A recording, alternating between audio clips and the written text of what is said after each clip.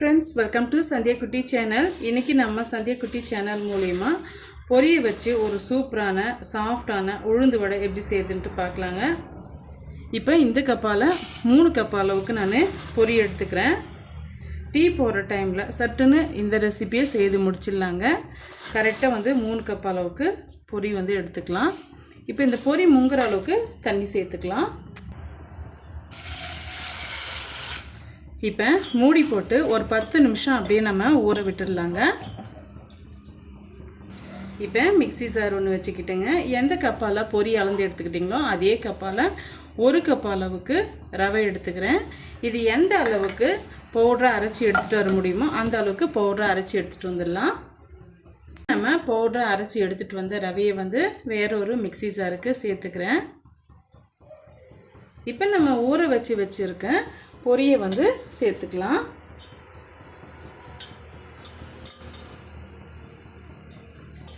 தண்ணி பிழிஞ்சிட்டு சேர்க்கணுன்றது இல்லைங்க, அப்படியே நம்ம சேர்த்து விட்டுக்கலாம்.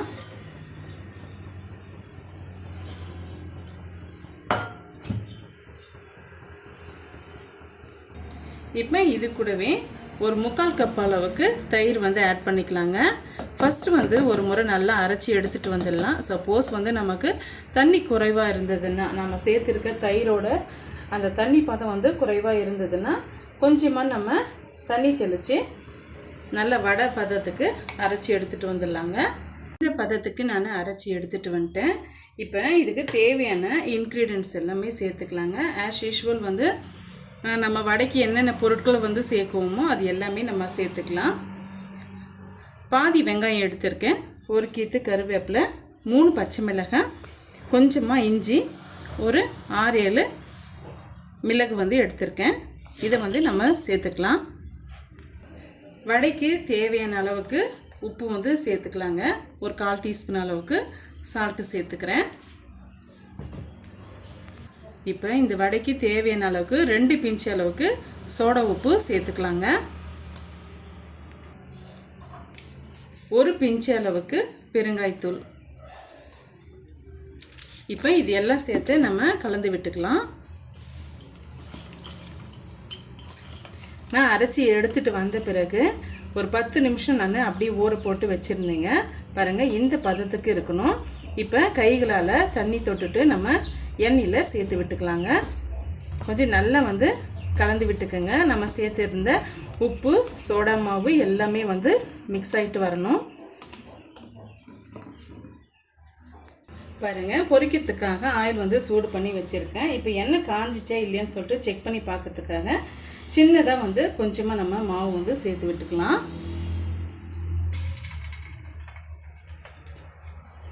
இப்போ பாருங்கள், மாவு டக்குன்னு எலும்பி வரல. அதனால் 1 நிமிஷத்துக்கு நம்ம அப்படியே விட்டுடலாங்க.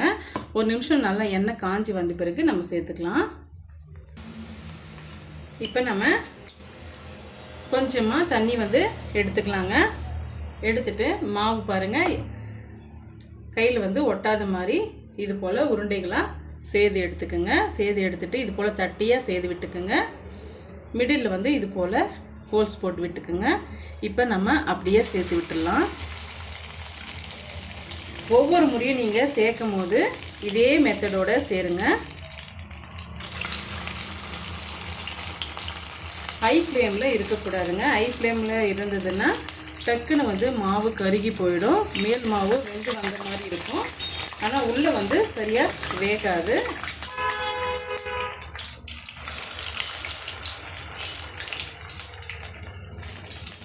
ஒவ்வொரு முறை உருண்டைகளாக சேர்த்து போடும்போது கைகளில் தண்ணி நனைச்சிக்கிட்டு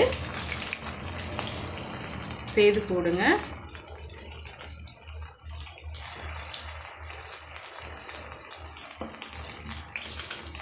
மீடியமான ஹீட்லேயே இருக்கட்டுங்க.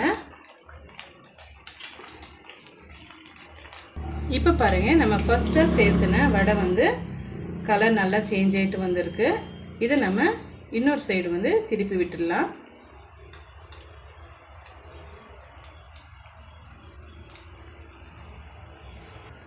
இப்போ நம்ம திரும்பவும் இன்னொரு சைடு திருப்பி விட்டுடலாங்க. அப்போ தான் ஒரே ஈவனாக எல்லா சைடும் நல்லா வெந்து வரும். வடை வந்து நல்லாவே வெந்து வந்துருச்சு. இப்போ நம்ம எடுத்துடலாம்.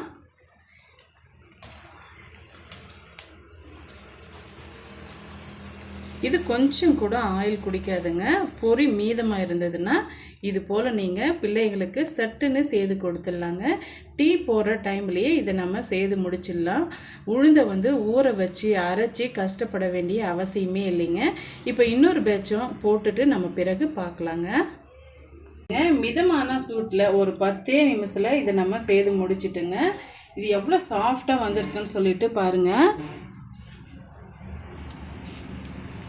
இதுக்கு பார்த்திங்களன்னா தேங்காய் சட்னியோடு நம்ம சர்வ் பண்ணும்போது ரொம்பவே டேஸ்டியாக இருக்கும். நீங்கள் ஒரு முறை ட்ரை பண்ணி பாருங்கள். கண்டிப்பாக இந்த ரெசிபி உங்களுக்கு கண்டிப்பாக பிடிச்சிருக்குங்க. பொரியை வச்சு இப்படியும் செய்யலாமா அப்படின்னு சொல்லிட்டு யோசிப்பீங்க.